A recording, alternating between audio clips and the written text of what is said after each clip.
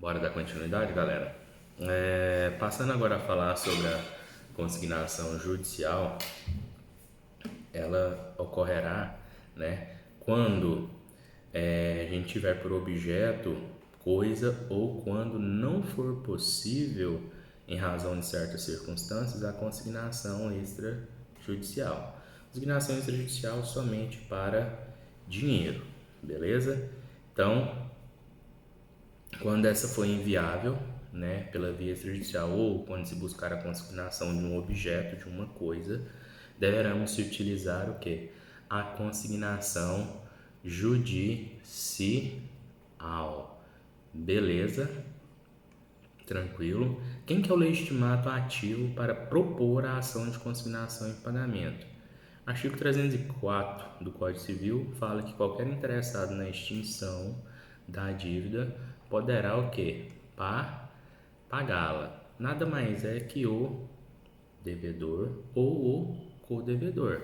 Codevedor a gente tem que lembrar da avalista, né, do fiador ou terceiro interessado na extinção da obrigação. Beleza? Tranquilo? Legitimado passivo. Quem será o legitimado passivo? O legitimado passivo será o credor. O credor, né? Ou aquele que ostentar tal condição. Tá lá no artigo 308 do Código Civil. Se houver dúvida quanto à titularidade do crédito, né? Nós teremos aí, no caso, um desconsórcio passivo na ação de consignação em pagamento. Você deve ajuizar a ação contra os dois ou mais, né? Se a dúvida for uma ação a mais de duas pessoas. É um desconsórcio passivo e necessários. O desconsórcio passivo é necessário. Beleza? Qual que é o foro competente para se ajuizar a ação de consignação em pagamento? Está lá no artigo 540. O foro competente para essa ação será o local do pagamento. Lembrando que esse local do pagamento pode ser convencionado pelas partes, no caso de um contrato, né? Lerge como foro de eleição, tal determinado lugar. Beleza, gente? Tranquilo? Então, para arrematar, a competência da ação de consignação e pagamento rege-se pelo critério da territorialidade. Observação: critério territorial implica incompetência absoluta ou relativa? Competência relativa, né? Então, se não for manifestada a incompetência no primeiro momento que o réu, credor, falar no processo, ocorrerá perpetuatio jurisdictionis, ocorrerá prorrogação da competência. Logo, né, aquele juízo até então incompetente, ele passa a ser competente. Beleza? Sobre o procedimento específico, né, nós vimos o procedimento da consignação extrajudicial, que converte-se em ação naquela hipótese em que o credor manifestar a recusa e o devedor quiser aproveitar do depósito feito lá na rede bancária. Então ele terá um mês para poder ajuizar, um mês a partir da recusa, né, para poder manifestar o que? Para poder propor a ação de consignação em pagamento. Beleza?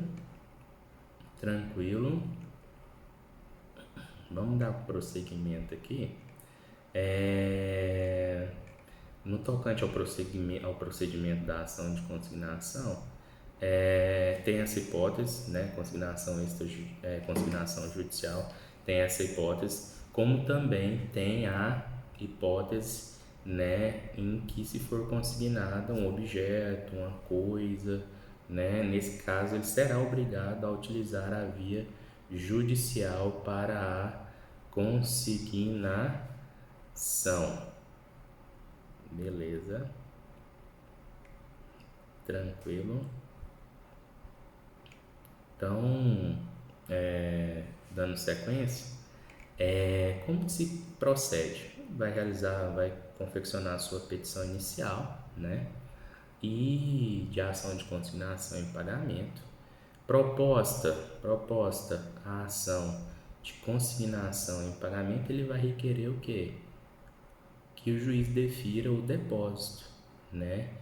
Que, deferido pelo juiz, deverá ser feito o quê? No prazo de 5 dias, se a petição inicial estiver ok. Lembrando que a petição inicial ela pode ser mandada emendada, né? Após aquela cognição preliminar.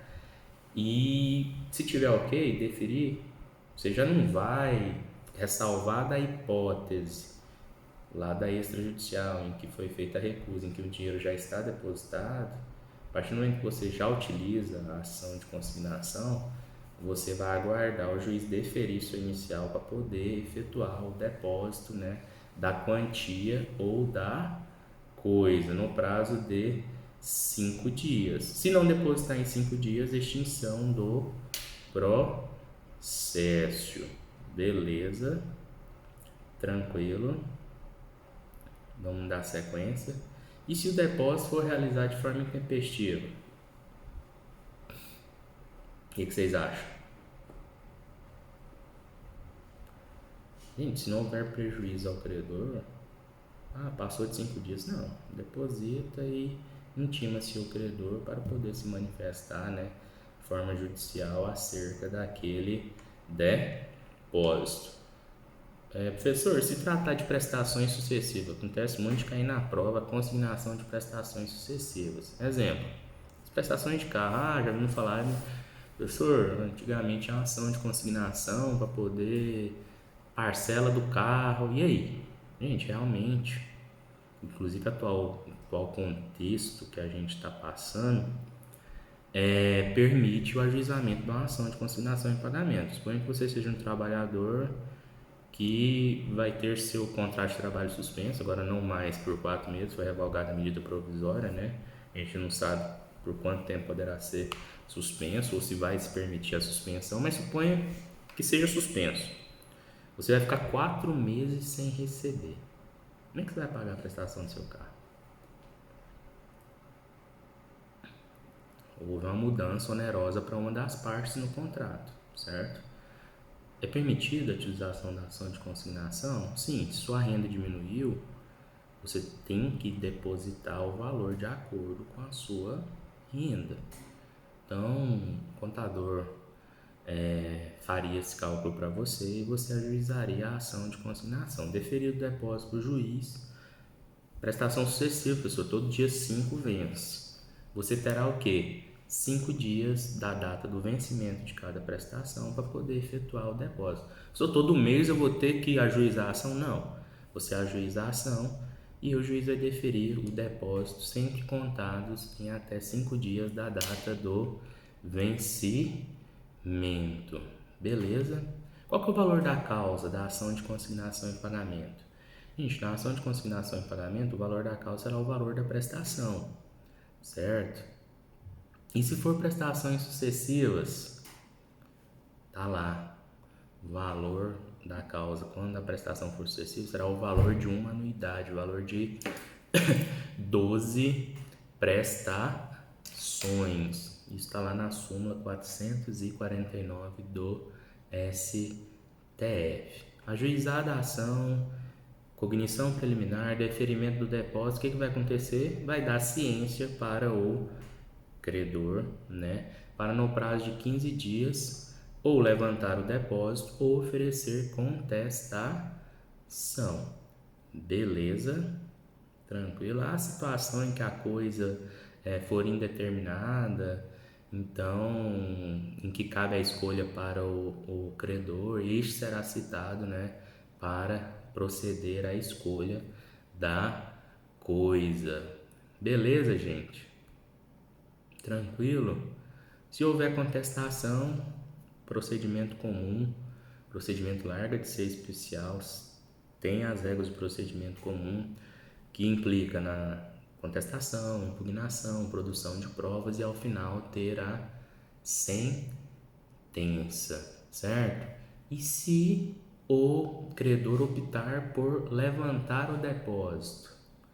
Gente, se ele optar por levantar o depósito, vai julgar extinta a obrigação em relação ao devedor e vai condenar o réu, né, que é o credor, ao pagamento das custas e honorários advocatícios. Entende-se que ele provocou a busca, né, do judiciário pelo devedor apenas ou por uma situação que fez ele gastar dinheiro com advogado. Por isso ele é condenado nas custas e honorários advocatícios, certo? Então, não é só recusar, ele arca, né, com o ônus, né, da recusa, se for injusta, se for indevida, né, que ocasionou o quê? O autor da ação, que é o devedor, a buscar o judiciário. Então, nós temos lá proposta ação de consignação e pagamento, a gente tem, né, 3 atitudes que o réu pode tomar. A primeira dela é aceitar o depósito e levantar o dinheiro. Nesse caso, ele vai ser condenado nas custas e honorários advocatícios, está lá no artigo 546, parágrafo único.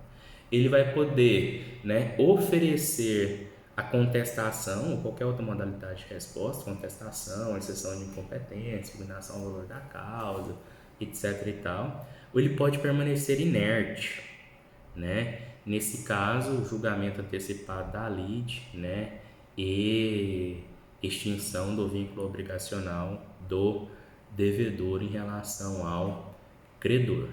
Beleza? Tranquilo? Então, quais são as possíveis respostas do réu? Vamos lá. Eu falei, eles pode alegar qualquer questão a título de defesa preliminar, aquelas questões lá do artigo 337, né, do Código de Processo Civil, né? Ele pode alegar a inocorrência da recusa ou mora no recebimento da coisa. Todas essas alegações, gente, está lá no artigo 544, tá? Quem quiser abrir aí. Então, são elas: a inocorrência da recusa ou mora no recebimento da quantia ou coisa devida, né? Ele pode alegar a recusa, mas fundar a sua defesa na correção da sua conduta, alegando, por exemplo, a ausência de qualquer dos requisitos do pagamento, não cumprimento da obrigação, incapacidade do devedor, não vencimento da dívida. Se optar por essa linha de defesa, incube a ele, né, réu, o ônus da prova, por se tratar de fato extintivo ao direito do autor. É lícito ainda ao réu sustentar em sede de contestação que o depósito não foi realizado pelo autor no prazo e no lugar do pagamento. E por fim, inciso 4º e último, ele poderá alegar que o depósito não foi feito de forma integral. Se ele alegar essa defesa, ele tem que indicar desde já o que? O valor remanescente. E é um caso de justa recusa, que dará a opção para o devedor, autor da ação, de complementar o depósito, né, no prazo assinalado pelo juiz, certo? Que acarretará a extinção do processo, a liberação do devedor da obrigação, mas por consequência, como a recusa teria sido justa, né, ele, autor da ação, ele devedor, deverá pagar, né, as custas do processo e honorários advocatícios. Beleza? Tranquilo? Então, recapitulando, é lícito ele completar o depósito no prazo, eu falei o prazo de 10 dias. Beleza? Tranquilo? Então, se essa for a única alegação de defesa, insuficiência do depósito, a complementação implicará na extinção do processo, né, com resolução do mérito. E neste caso, o autor, mesmo sendo vencedor da demanda, será condenado ao pagamento das custas processuais e honorários advocatícios pelo simples fato: ele ajuizou a ação, ele devia. Qual que é a única defesa do credor? Faltou Faltou tanto, tem que indicar o tanto. Em 10 dias ele vai lá e complementa o tanto. Só que o credor teve que contratar o advogado para poder fazer essa defesa para ele. E de forma desnecessária. Por quê? Porque isso poderia ter sido resolvido de forma extrajudicial. Então, nesse caso, né, somente por esse caso, que o autor da ação, no caso é o devedor, será condenado, né, pelas custas e honorários, custas processuais e honorários advocatícios, né, que acarretaram prejuízo para quem? Para o credor. Beleza? Tranquilo. Oferecida a contestação pelo réu, gente, não sendo caso de julgamento antecipado, procedimento comum, instrução do feito, produção de provas e prolação da sentença, beleza? O procedimento consignatório é eminentemente de natureza declaratória, certo? Então, natureza jurídica da sentença é uma sentença declaratória, né, que visa o quê? Que visa a extinção, a declaração da extinção do vínculo obrigacional entre as partes. Beleza? Tranquilo. Então, sentença sujeitar-se ao recurso de apelação, que será recebido em ambos efeitos, devolutivo e suspensivo. Tranquilo. Professor, vamos lá. Ficou aquela dúvida sobre quanto o devedor devia, o processo prosseguiu e ao final a sentença reconheceu que o devedor devia tanto a mais. Gente, essa sentença serve de título executivo extrajudicial para o credor cobrar do devedor essa quantia restante. Então a sentença ao final reconheceu que você, devedor, devia mais 10 mil reais. Você vai ter o prazo para cumprir essa obrigação. Se não cumprir, ensejar-se-á o direito ao credor promover o quê? O cumprimento dessa sentença nos mesmos autos da ação de consignação. Tranquilo? Beleza? Vamos parar mais um pouquinho, a gente volta para finalizar outros aspectos da consignação em pagamento, né? E um resumo, né, da nossa aula de hoje.